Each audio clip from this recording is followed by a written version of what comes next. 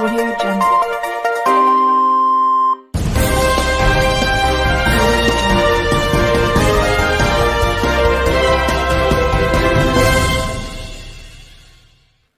आई इकडे जे सगळे जमलेत आज तिकडे मेळावा घेत आहेत, बोला आमचं ती टीका करा, मी तुम्हाला किंमत देत नाही. कारण माझ्या समोर महाराष्ट्रातला हा गोरगरीब आहे आणि मी जरांगे पाटलांना खास धन्यवाद एवढ्यासाठी देतोय की जातीपातीच्या भिंती उभ्या करून आपापसामध्ये झुंजवण्याचं कारस्थान जे भाजपा करते त्याला आपल्याला सगळ्यांना मिळून मोडून तोडून टाकायचं आहे. सगळे मराठा म्हणजे सगळे मराठी, एका मातीची आपण लेकरं आहोत. फक्त ज्यांच्याशी लढतोय आपण तो सारासुरा नाहीये, तो कपटी आहे, विघ्न संतोषी आहे. आणि भाजप एवढा विघ्न संतोषी आहे की कोणाचंही लग्न असो, तुम्ही बोलवा अथवा नका बोलू, हे जाणार, पंक्तीला बसणार, भरपूर जेवणार, आडवा हात मारणार. मग श्रीखंडपुरी असेल, बासुंदी असेल, किती पोळ्या खाण्याच्या स्पर्धा लावतील. किती पुरणपोळ्या खाल्ल्या माहितीये तुम्हाला? सगळ्या पुरणपोळ्या फस्त करणार, ढेकर देणार, पण निघताना नवरा बायकोत भांडणं लावून दुसऱ्या लग्नात जेवायला जाणार. अशी औलाद आहे, अशी औलाद आहे. आणि मी पुन्हा पुन्हा सांगतोय, भारतीय जनता पक्ष असो किंवा त्या काळचा जनसंघ असेल, यांचा कधीही कोणत्याही लढ्याशी सुतराम संबंध नव्हता. स्वातंत्र्य लढ्याशी तर कदापि नव्हता. मराठवाडा मुक्ती संग्रामात त्यांचं कधी नाव ऐकलं नाही.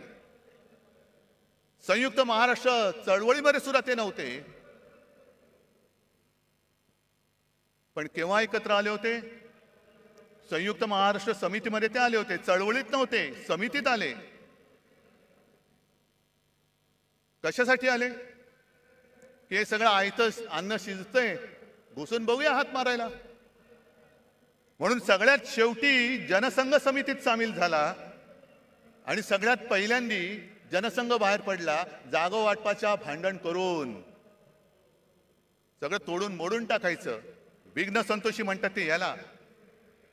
मग जनता पक्षात घुसला, तिकडे दुहेरी सदस्यत्वाचा वाद केला, तिकडे तोडफोड तांबा पितळ केलं.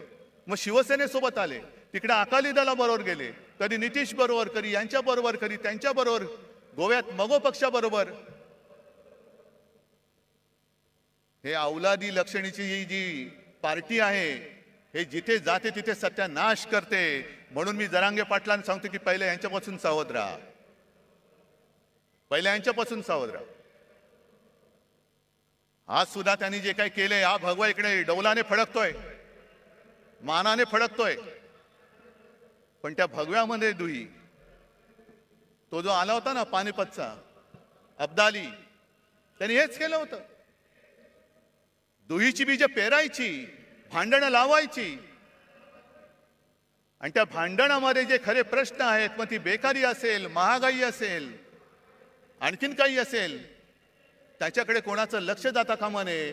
तुमच्या चुली पेटवण्यापेक्षा तुमची घरदारं आम्ही पेटवतो आणि पुन्हा तुमचे रक्षण करते म्हणून तुमच्या पेटत्या घरांच्या होळीवर आम्ही आमची पोळी भाजतो. हे आता उघड उघड दिसतंय, उघड दिसतंय.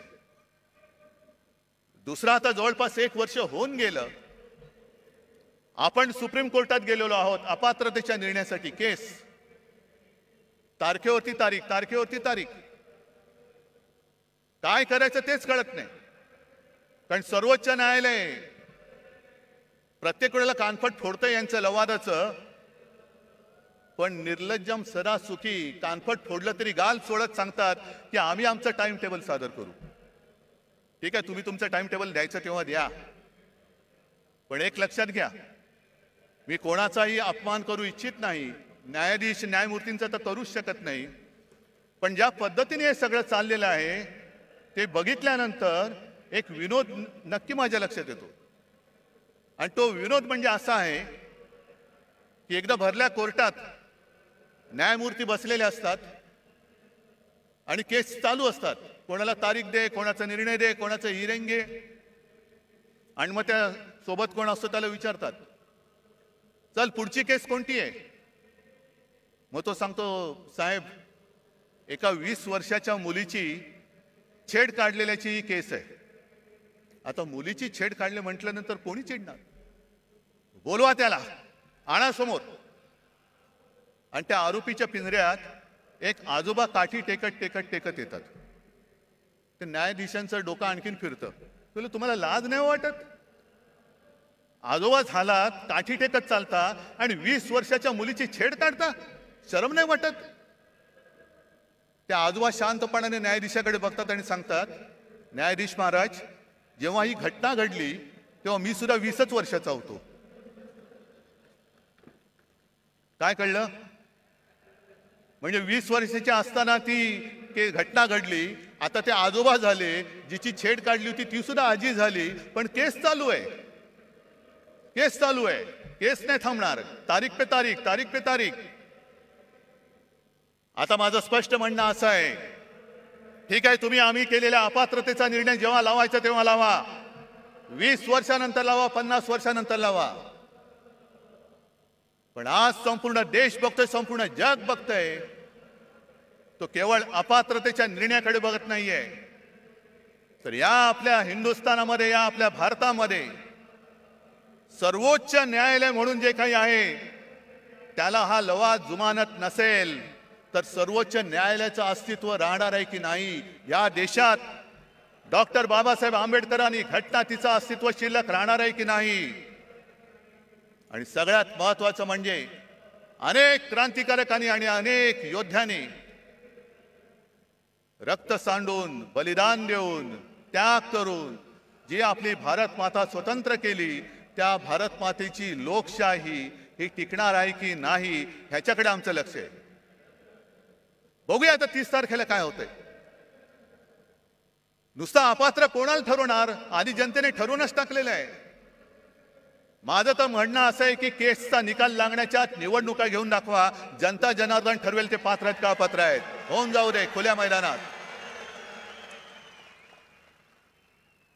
पण सर्वोच्च न्यायालयाकडनं आम्हाला नक्की अपेक्षा आहे.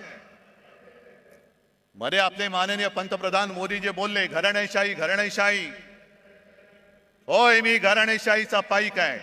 कारण मला माझ्या घराण्याचा अभिमान आहे. मला माझ्या आई वडिलांचा अभिमान आहे, आजोबांचा अभिमान आहे आणि सर्व पूर्वजांचा अभिमान आहे. जो कुटुंब व्यवस्था मानत नाही त्यांनी दुसऱ्याच्या घराण्याबद्दल बोलू नये. पहिले कुटुंब व्यवस्था मान आणि मग हिंदुत्वाचं बोल. कारण कुटुंब व्यवस्था हा हिंदू संस्कृतीचा एक पाया आहे. तोच जर तुम्हाला मान्य नसेल तर तुम्ही आमच्यावरती बोलणारे कोण आहात? तुम्हाला काही अधिकार नाहीये. ज्याप्रमाणे मी कोरोनाच्या काळामध्ये माझे कुटुंब, माझी जबाबदारी, सर्व महाराष्ट्र मी माझं कुटुंब मानून माझ्या परीने मी काम केलं, म्हणून मला अभिमान आहे की कोणाच्याही नशिबात नाही ते एक नातं कुटुंब प्रमुख म्हणून मला महाराष्ट्राच्या जनमानसामध्ये स्थान मिळालं. मला अभिमान आहे त्याचा. बरं, घराणेशाहीला विरोध करायचा ना, करा, जरूर करा.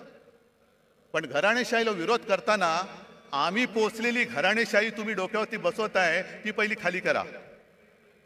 बाप मंत्री, मुलगा आमदार, मुलगा खासदार, हे सगळे जे काही चाललंय ते पहिलं करा. असं काही नाही की सगळीच घराणी काही चांगली असतात, सगळीच घराणी काही वाईट असतात. घराण्याची सुद्धा एक परंपरा असते, घराण्याचे संस्कार असतात. कोण कोणत्या घराण्यातल्या त्याच्याप्रमाणे त्याची ओळख ठरते. ज्याप्रमाणे जर तुम्ही घराणेशाही बघायला गेला, डॉक्टरचा मुलगा डॉक्टर होतो, आम्ही सुद्धा घराणेशाही, घराण्याची परंपरा जपणारे आहोत. त्याचप्रमाणे आणखीन एक घराणेशाही नाही पण घराण्याची परंपरा मी आवर्जून सांगेन, ती म्हणजे आपले सर्वोच्च न्यायालयाचे सरन्यायाधीश चंद्रचूड साहेब. स्वतःच्या कर्तृत्वाने बसलेत, पण त्यांचे वडील सुद्धा सरन्यायाधीश होते आणि कडक होते, कणखर होते.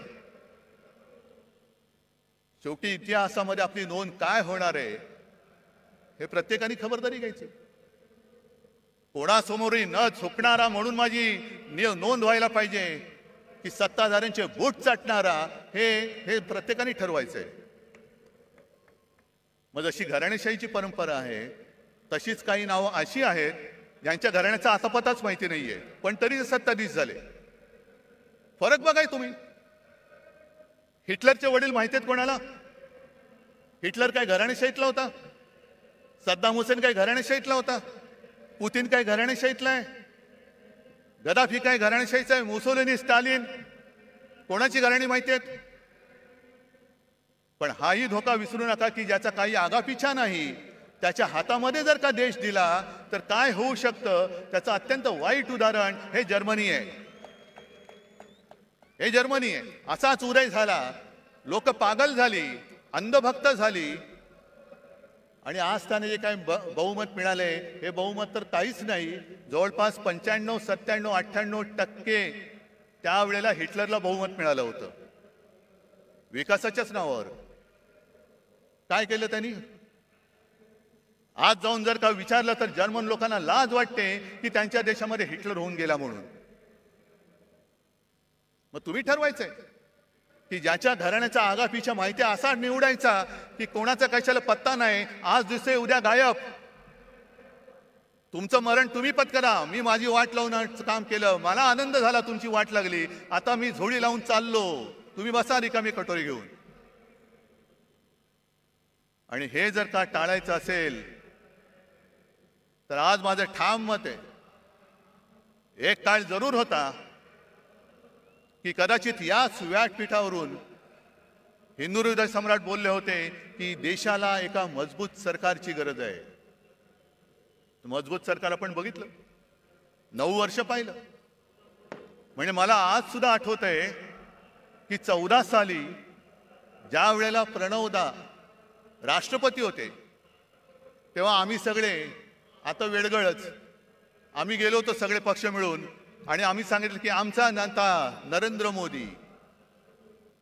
मग प्रणव मुखर्जी खुश झाले, आम्हाला म्हणाले 25-30 वर्षानंतर एका पार्टीचं सरकार आलं, आता देशामध्ये स्थैर्य येईल. काय आले तुम्ही सांगा? आले स्थैर्य? काय तुमचे प्रश्न सुटलेत? आणि म्हणून मला आज असं वाटतं की सरकार तर बदललं पाहिजेच, पण आता जे सरकार आणायचं आहे हे सरकार मजबूत जरी असलं तरी एका पक्षाचं बहुमत असलेलं पाशवी सरकार नको, अजिबात नको. जेव्हा खुर्ची थोडीशी डगमगीत असते तेव्हा देश मजबूत होतो. नरसिंहरावांनी चांगलं काम केलं, मनमोहन सिंगांनी केलं, अटलजींनी सुद्धा केलं. सगळ्यांना सोबत घेऊन चालणारं सरकार पाहिजे, मिलीजुली सरकार आज पाहिजे आपल्याला. पण यांचं जे सगळं चाललंय, मी मागेच बोललो होतो की हिंदुत्वाचा बुरखा फाटल्यानंतर आतमधला यांचा बिभत्स किळसवाणा चेहरा, भेसूर चेहरा आता आम्हाला दिसायला लागलेला आहे. जे काय एक स्वप्न दाखवलं होतं 2014 साली, आणि त्यांचीच भाषणं आहेत. पेट्रोल का दाम ऊपर गया की नीचे, गैस का दाम ऊपर गया कि नीचे, डॉलर ऊपर गया, रुपया ऊपर गया कि नीचे. मग काढा, सगळ्या गोष्टी काढा. जे मी तुम्हाला सांगितलेलं आहे होऊन जाऊ दे चर्चा म्हणून, गावागावात जाऊन ह्या सगळ्या गोष्टी समजावून सांगा, समजावून सांगा. पण आज सगळं काही त्यांनी गुंडाळून ठेवलेलं आहे. माझ्या आधीचे सगळे वक्त्यांनी एक एक समाचार घेतलेलाच आहे. मी संजय राऊतांचं भाषण ऐकत होतो, भ्रष्टाचारावरती कडाडून बोलले. संजय काळजी करू नका, उद्या आपलं सरकार येणार आहे, नक्की आणणार म्हणजे आणणारच. आणि आज जे दमदाट्या करतायत त्यांना सुद्धा सांगून ठेवतोय की तुम्ही आमच्या लोकांना जो त्रास देताय तो त्रास बंद नाही झाला तर सरकार आणल्यानंतर तुम्हाला सुद्धा आम्ही उलटे टांगल्याशिवाय राहणार नाही. उलटे टांगू तुम्हाला. मी सर्व शासकीय अधिकाऱ्यांना पण सांगतोय, जो एक फतवा माझ्या पाहण्यात आला, आयकर अधिकाऱ्यांना आता फतवा गेलेला आहे की सरकारच्या प्रचाराची रथयात्रा काढा. का हो, तुम्ही सगळे घेताय ना, सगळे भाडोत्री माणसं गोळा करताय. त्या भाडोत्री माणसामध्ये कोणी मर्द नाही, स्पष्ट आहे. कारण मर्द कधी विकला जात नाही. मर्द कधी विकत घेता येऊ शकत नाही आणि मर्दपणा तर रक्तामध्ये असावा लागतो. लाचारी असणारे कधी मर्द होऊ शकत नाही. आणि भारतीय जनता पक्षाची आजची हालत जी अशी झालेली आहे, मग त्याचं वर्णन मध्ये ते एक सगळ्यांना असं पेव फुटलं होतं, हनुमान चालिसा, हनुमान चालिसा, कुठेही हनुमान चालिसा. जा ना मणिपूरमध्ये जा आणि हनुमान चालिसा बोला, आहे हिम्मत. पण हनुमान चालिसा जसा तुम्ही बोलता तशी आपल्या हिंदू संस्कृतीत आणखीनही काही स्तोत्र आहेत. व्यंकटेश स्तोत्र माहिती आहे तुम्हाला? त्याच्यामध्ये स्पष्ट शब्दात लिहिले, गावीचे होते लेंडे ओहळ. म्हणजे काय? गावातलं गटार. गंगेसी मिळता गंगाजळ. मग ते गटार जर का गंगेला मिळालं तर त्याचं सुद्धा गंगाजल होतं आणि तीर्थ म्हणून हे प्राशन करतात. काक विष्ठेचे झाले पिंपळ. म्हणजे कावळ्याने खाऊन त्याची जी काय विष्ठा असते त्याच्या बियेतनं होतं झालं पिंपळ. त्याची निंद्य कोण म्हणे? आता पिंपळ झालाय त्याला निंद्य कसं म्हणायचं? भले असेल तो कावळ्याच्या विष्ठेतून झालेला.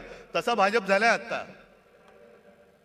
सगळे गावीचे सगळे लेंडे ओळ एकत्र येतात, या या या या या या सगळ्या कावळ्यांच्या विष्ठा एकत्र करतायत आणि पिंपळ करतायत. बसा मुंजासारखे त्याच्यावरती बसून.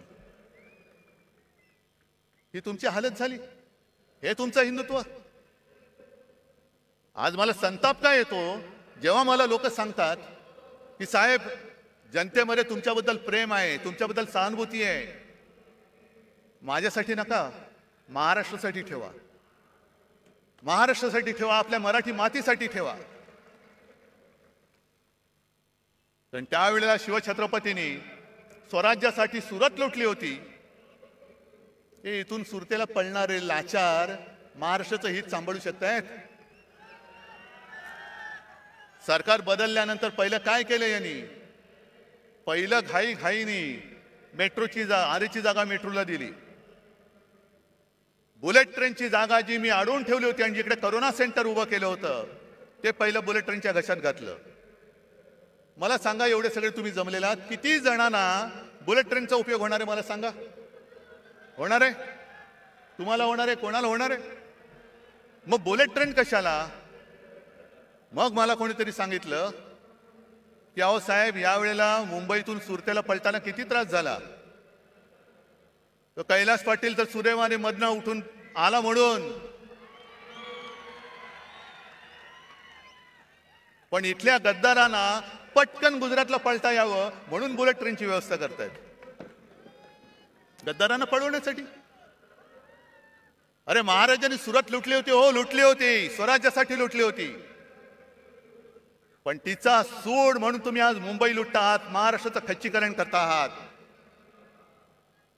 संपूर्णपणे महाराष्ट्र बकाल करायचा, मुंबई बकाल करून टाकायची. मुंबईच्या ठेवीवरती डल्ला मारायचा आणि मुंबईला भिकेला लावून दिल्लीच्या दारामध्ये उभी करायची. हा त्यांचा डाव आहे. त्याच्या विरुद्ध लढण्यासाठी मला तुमची सोबत पाहिजे. मला ते मोडून काढायचंय. बरं, आता मुंबई तर तोडूच शकत नाहीत, कारण मागे शिवसेना प्रमुखांनी सांगितलं आणि तेच मी आज परत सांगतोय, जो कोणी मुंबईला महाराष्ट्रापासून तोडू बघेल त्याच्या शरीराचे तुकडे केल्याशिवाय आम्ही राहणार नाही. कोणी असलं तरी त्याचे तुकडे तुकडे करून टाकू. मग काय करायचं? मुंबई तोडता येत नाही, कारण मुंबई तोडण्याचा प्रयत्न झाला तर महाराष्ट्र तुमचं सरकार जाळून टाकेल. होय, जाळून टाकेल. मग दुसऱ्या मार्गाने मुंबईला कैयात घ्यायची, मुंबईची स्वायत्तता मारायची. मुंबईचा विकास जी मुंबई महापालिका करते ते आता नीती आयोगाच्या माध्यमातून करायचं. कशासाठी? काय करते नीती आयोग? बरं, महापालिकेमध्ये आजपर्यंत असं कधीही झालं नव्हतं. एक तर पालकमंत्री केला, तो सुद्धा बिल्डर. माहिती आहे ना कोण? आणि पालकमंत्र्याचं कार्यालय म्हणजे एका बिल्डरचं कार्यालय हे त्यांनी मुंबई महापालिकेमध्ये थाटलं. हे मुंबई गिळण्याचा हा प्रकार नाहीये. आज तिकडे नगरसेवक नाहीयेत, प्रशासकीय राजवट सुरू आहे. कोण कोणाचे मित्र कसा कारभार करतात आणि किती पैसे खातायत याचा आपण मोर्चाकडून जाब विचारला होता, उत्तर द्यायला तोंड नाहीये. बेधडक भ्रष्टाचार सुरू आहे. बरं, एवढा भ्रष्टाचार करताय, एवढा भ्रष्टाचार करताय, पण संताप एका गोष्टीचा येतो की ज्या माझ्या मुंबईने, माझ्या महाराष्ट्राने करोनामध्ये अतुलनीय काम केलं, मुंबई मॉडेल म्हणून जे जगभरात नावाजलं गेलं, त्या मुंबईत करोनाच्या काळात काय भ्रष्टाचार झाला म्हणून ते स्वतःचे कपडे काढून फिरणारे दलाल आरोप करतायत आणि त्याला हे मिंदे साथ देऊन चौकशी लावले. खिचडीमध्ये काय होतं, औषधं कुठून घेतली, आणखीन कुठून काही केलं.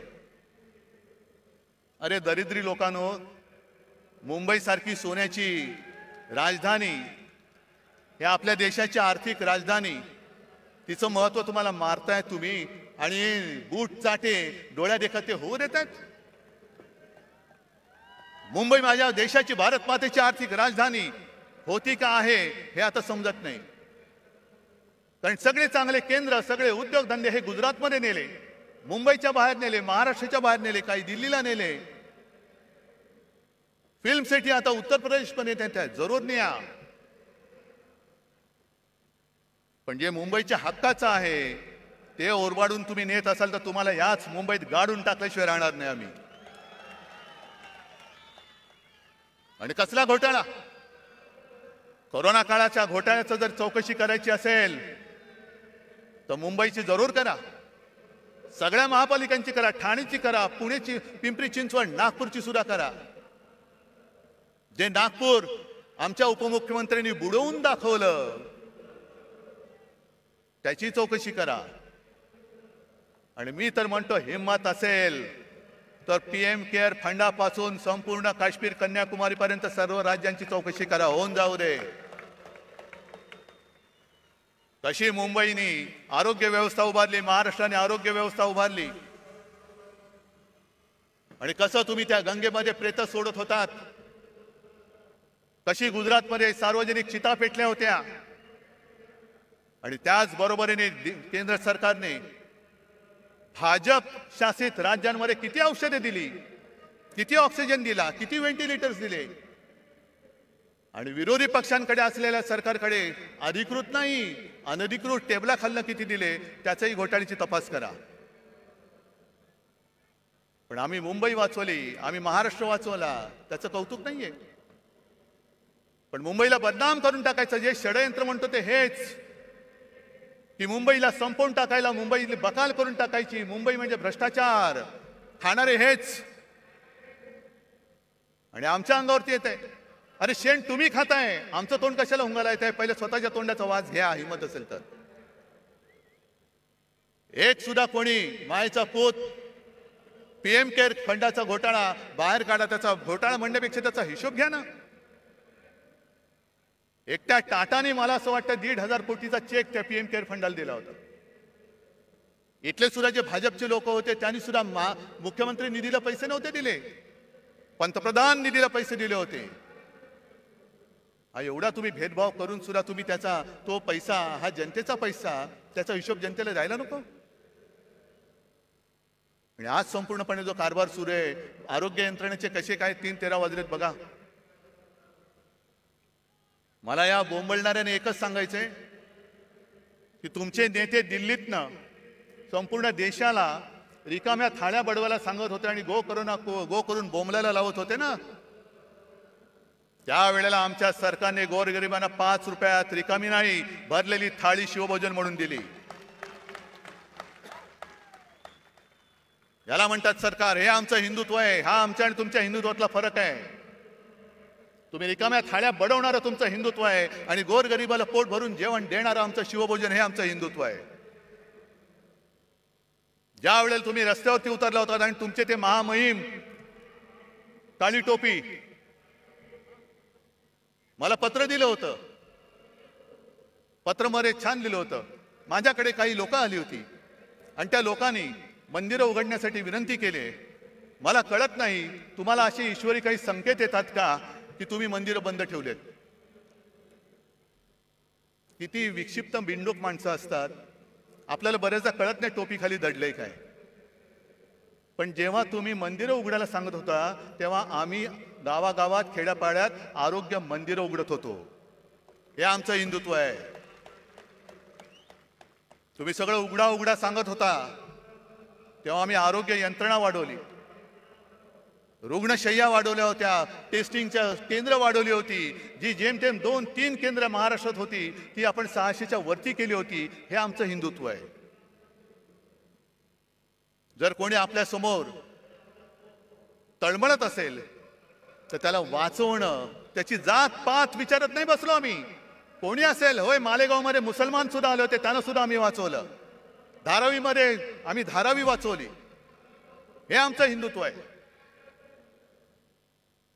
पण मुंबईचा जो धोका आहे, मी मगाशी तुम्हाला सांगत होतो तो, की आता धारावी सुद्धा गिळायला निघालेत.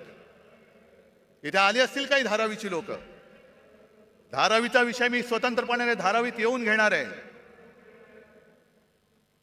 पण आता याच्या घशामध्ये धारावी त्यांनी घातले. तो कोण यांचा मित्र तुम्हाला माहिती आहे? कोण?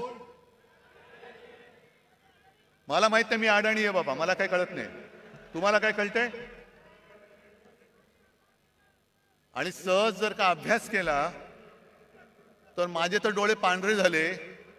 जवळपास 150 कोटी स्क्वेअर फुटाचा FSI तिकडे मिळणार आहे.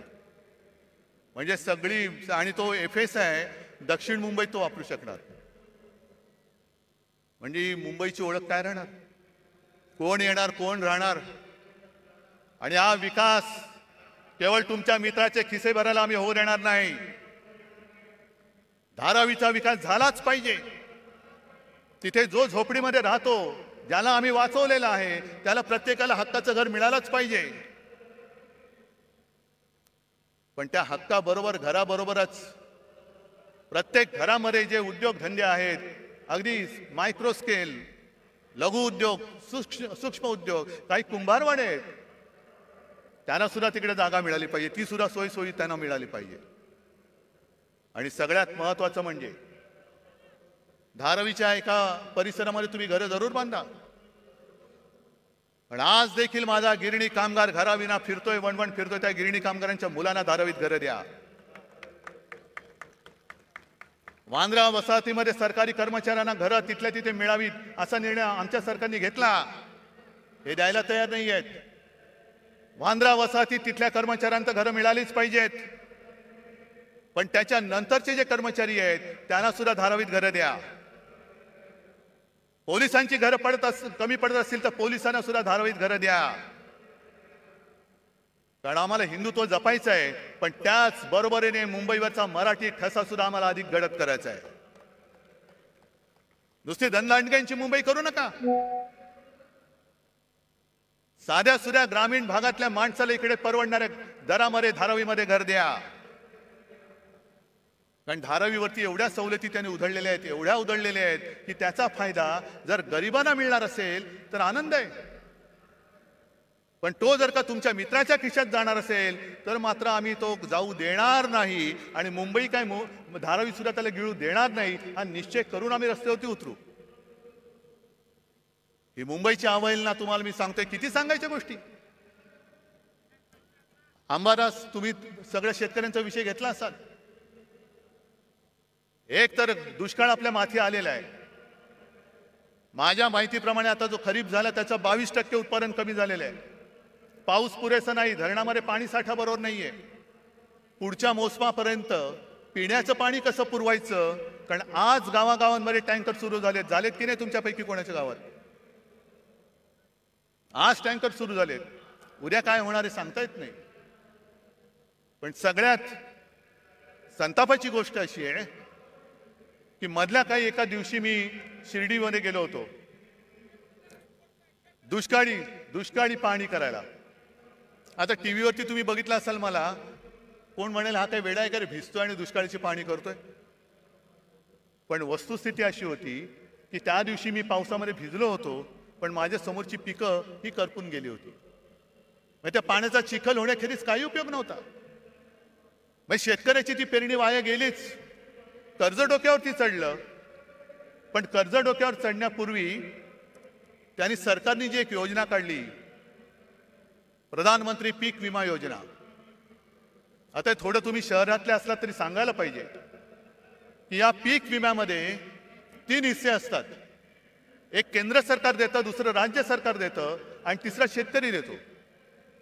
या सरकारने एक चांगली गोष्ट केली की शेतकऱ्याचा हिस्सा स्वतः भरला आणि 1 रुपयात शेतकऱ्याला विमा देण्याची घोषणा केली. चांगली गोष्ट केली.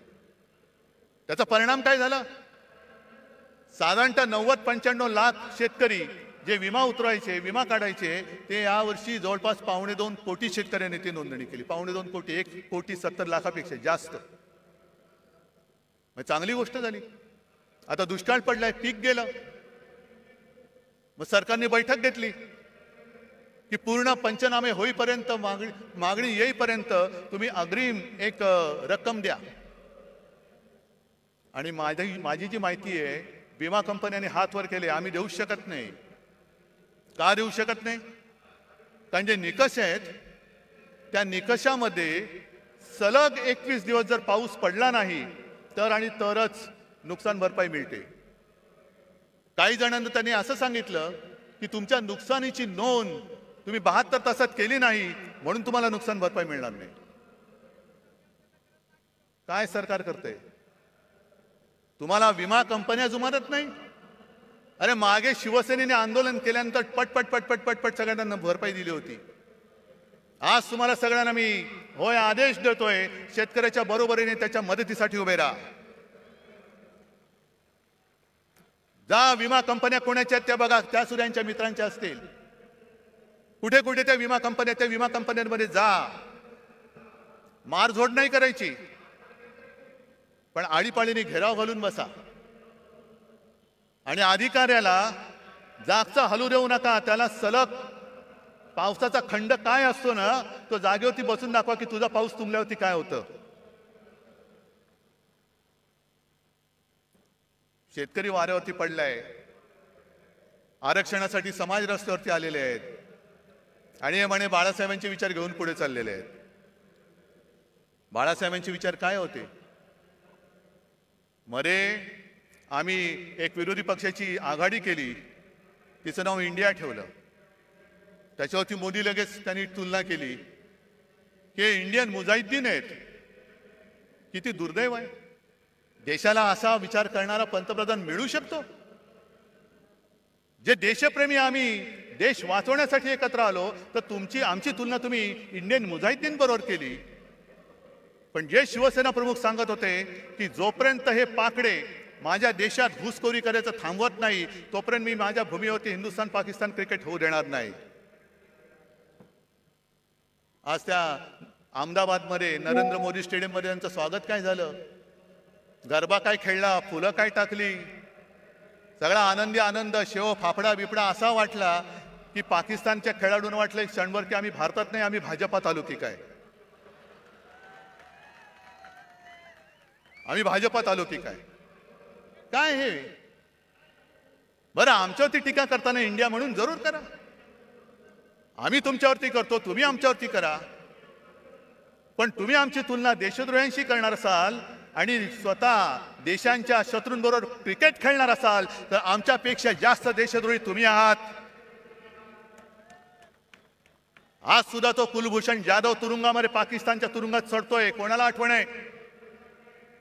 4 दिवसापूर्वी सीमेवरती पाकिस्तानच्या सैन्याने गोळीबार केला, शस्त्रसंधी मोडली आणि 2 जवान आपले घायाळ झाले. खेळा, क्रिकेट खेळा. तिकडे अग्निवीर सीमेवरती गेला, वाऱ्यावरती सोडला. आज मराठा आंदोलनामध्ये आत्महत्या होत आहेत, वाऱ्यावरती सोडतायत. मला आज सगळ्यांना एक आवाहन करायचंय, शेतकऱ्यांना करायचंय, मराठ्यांना करायचंय, ओबीसीना करायचंय, धनगरांना करायचंय, सगळे जे या त्यांच्या न्याय हक्कापासून वंचित आहे त्यांना मी हात जोडून नम्र विनंती करतो की बाबांनो, आत्महत्या करू नका. कारण उद्या तर आपला हा लढा आपल्याला लढावाच लागेल, जिंकावाच लागेल. आरक्षण नक्की मिळेल, पण तेव्हा जर का तुम्ही नसला तर तुमच्या कुटुंबाचं रक्षण कोण करणार हा विचार करा. आणि तुमचा सोन्यासारखा जीव यांच्या नादान सरकारपायी असा देऊ नका. आणि हा सगळा भोंगळ कारभार बघितल्यानंतर कुठे औषधं नाहीत, औषधी खरेदी नाही, काही नाही, सरकारी रुग्णालयात रुग्ण मरतायत. आता कोणतरी बोललं खेकडे धरणं फोडतायत आणि एक खेकडे राज्याचे आरोग्यमंत्री हे काय करणार? म्हणजे मध्ये मी जी काय बातमी वाचली, आता टेंडर शिवाय औषध खरेदी करणार आणि तुम्ही आमच्या औषध खरेदीची चौकशी करणार. वा, म्हणजे हे खेकडा मंत्री असे आहेत की हाफकिन नावाची संस्था हे त्यांना माहिती नाहीये. कोण आहे तो हाफकिन? बोलून घ्या त्याला. कशाला? काय दलाली खायचे? पण हे असे सगळे नादान आणि ओंगळ अनागोंदी कारभार बघितल्यानंतर मला या गद्दारांचं काही कोड कौतुक नाहीये. ते त्यांच्या कर्माने जाणार आहेत. कपाळावरती आयुष्यभर पुढच्या सगळ्या पिढ्यांमध्ये गद्दार म्हणून एक शिक्का कायमचा लागलेला आहे. तो किती घासू म्हटलं, कोणताही साबण लावा, तो पुसला जाणार नाहीये. आणि म्हणून तुम्हाला सगळ्यांना एकच विनंती करतो, कारण आपण छत्रपती शिवाजी महाराजांची मावळे झालो तरी खूप झालं. पण एका गोष्टीमध्ये आपण नशीबवान आहोत की तो मोगली वरवंटा तोडून मोडून टाकणारं ते शिवतेज आपल्या महाराष्ट्राच्या मातीमध्ये जन्माला आलं. त्या मातीत आपला जन्म झालेला आहे, हे लक्षात ठेवा. त्याचा भुसा तुम्ही पाडा,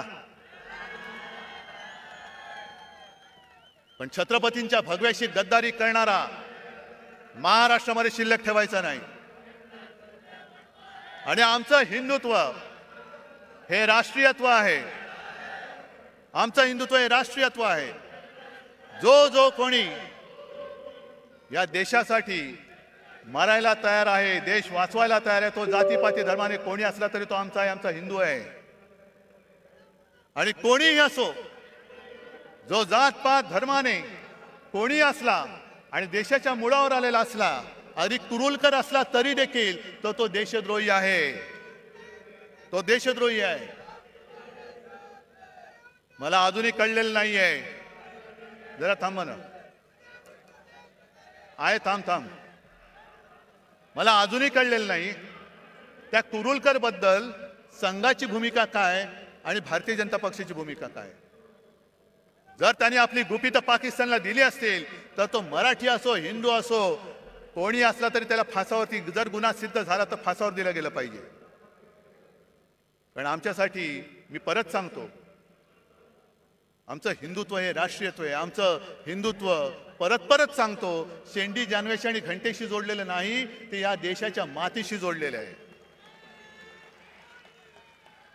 म्हणजे देश वाचला तर महाराष्ट्र वाचेल, आणि महाराष्ट्र वाचला तर देश वाचेल. आणि महाराष्ट्र वाचवणारे सगळे जवान सैनिक माझ्यासोबत बसलेले आहेत. सेनापती बापट जे बोलले होते त्याचा अर्थ आता कळतोय, माहितीये ना. त्यातली एक ओळ महत्वाची आहे. ज्या 4 ओळी आहेत, महाराष्ट्र मेला तरी राष्ट्र मेले. म्हणजे महाराष्ट्र खतम झाला तर राष्ट्र खतम. मराठा विना राष्ट्र गाडा न चाले. मराठा म्हणजे महाराष्ट्रातले सगळे मराठी, त्यांच्या विना राष्ट्राचा गाडा चालू शकत नाही. खरा वीर वैरी पराधीनतेचा, हे यांच्यासारखे बुटचाटे नाहीत वैरी वीर. जो पराधीन होण्याला विरोध करतो, गुलामी स्वीकारत नाही, तो खरा वीर. खरा वीर वैरी पराधीनतेचा, महाराष्ट्र आधार या भारताचा. आज संपूर्ण भारत आपल्याकडे बघतोय. अरे त्यावेळेला सुद्धा असाच अंधकार पसरला होता. घरदारं फुटत होती, देवांचे राख रांगोळ्या होत होत्या. आणि तेव्हा ही एक मशाल छत्रपती शिवाजी महाराजांची भगवा घेऊन संपूर्ण त्यांनी त्या मोगलांना टक्कर दिलेली. वाघ नख जरूर आणा, पण त्या नखाच्या मागे वाघ नसेल आणि मुनगट्टीवर असतील तर त्या वाघ नखाला काय अर्थ नाहीये. त्यावेळेला सुद्धा त्या वाघ नखाच्या मागे छत्रपती शिवाजी महाराज नावाचा वाघ होता, म्हणून त्यांनी दगाबाज अफजल खानाचा कोथळा बाहेर काढला होता. ती कोथळा काढण्याची हिंमत जर नसेल आणि आमच्या भावनेची खेळ करणार असाल तर निवडणुकीमध्ये तुमचा राजकीय कोथळा आम्ही बाहेर काढल्याशिवाय राहणार नाही. आम्ही काढू बाहेर. भावनांशी खेळ करू नका. जर खरोखर पुराव्यानिशी ती छत्रपती शिवाजी महाराजांनी अफजल खानाला मारताना वापरलेली वाघनखं असतील तर ती भाड्याने नका आणू इतर लोकांसारखी. म्हणजे इतर लोकांसारखी म्हणजे काय की एक पोरगा स्वतः बापाला सांगतो की बाबा बाबा मला आता शिक्षण शाळावर काही जमत नाही, मग नाही मी भाजपात जाणार, तिकीट घेणार आणि देशाची. तो बाप म्हणतो थांब जरा, तुला काय झालं, हे तुला काही येडलं का नाही का, तुला असं करू नको, पहिला तू शिवसेनेत जा किंवा काँग्रेसमध्ये जा, राष्ट्रवादीत जा, दुसऱ्या कोणत्याही पक्षात जा, जरा नाव कमव, नाव कमवल्यानंतर काहीतरी गडबड घोटाळा कर, मग भाजपला तुला घेतील आणि तुला मंत्री करतील, मग तुला मंत्री करतील. हे मला भारतीय जनता पक्षाच्या लोकांना सुद्धा सांगायचंय की घराणेशाहीमध्ये तुमची सुद्धा घराणी भाजप आणि संघ वाढवण्यामध्ये खच्ची झालेली आहेत. आज जर का तुमच्या घराण्याच्या त्यागाला काही किंमत मिळणार नसेल आणि नुसतं उपऱ्यांच्या सतरंज्या काढण्याचं घालण्याचं काम तुम्हाला करायचं असेल तर हाच भाजप हाच संघ तुम्हाला तरी अपेक्षित होता का. नुसतं सतरंज्या घालताय आणि म्हणून हा भावनेशी खेळ आता बस झाला.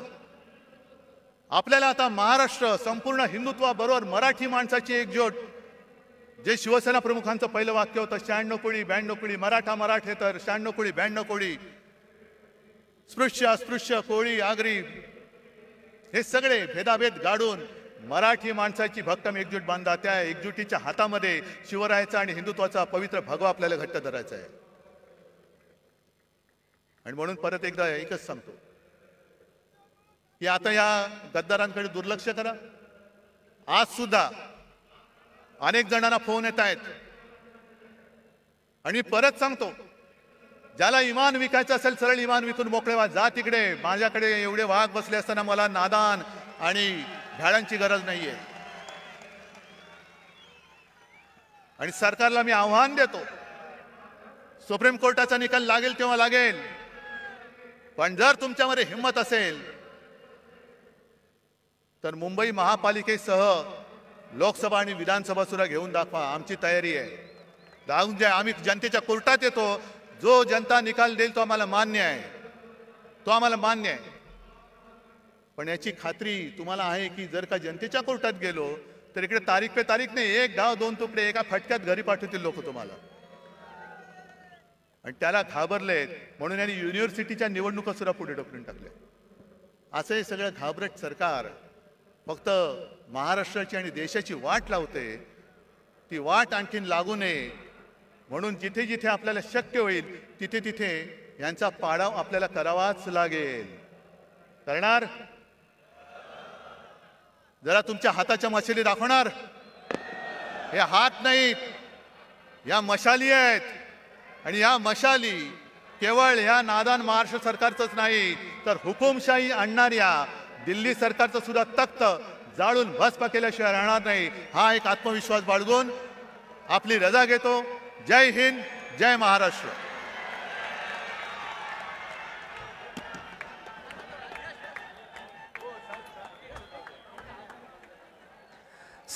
सर्वांना विनंती आहे, कृपया काही क्षण आपण थांबावं, कारण आपण ज्या ठिकाणी उभे आहात फक्त मागच्या बाजूला आपण बघा.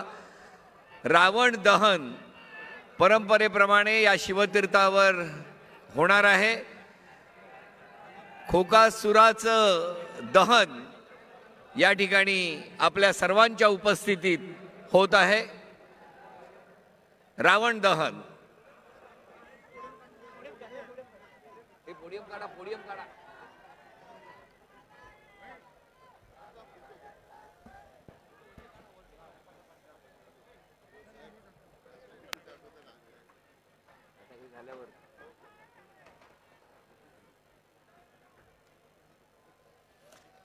रावण दहन आपल्या सर्वांच्या साक्षीने या खोकासुराचं दहन या शिवतीर्थावर परंपरेप्रमाणे करण्यात येत आहे.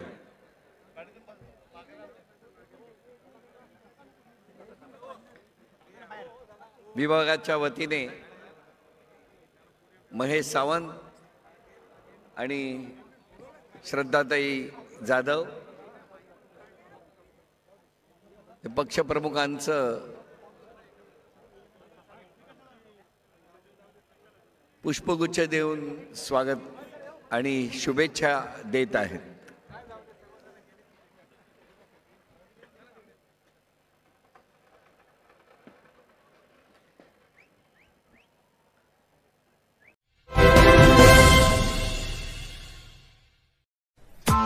Press the bell icon on the YouTube app and never miss another update. Audio Jungle.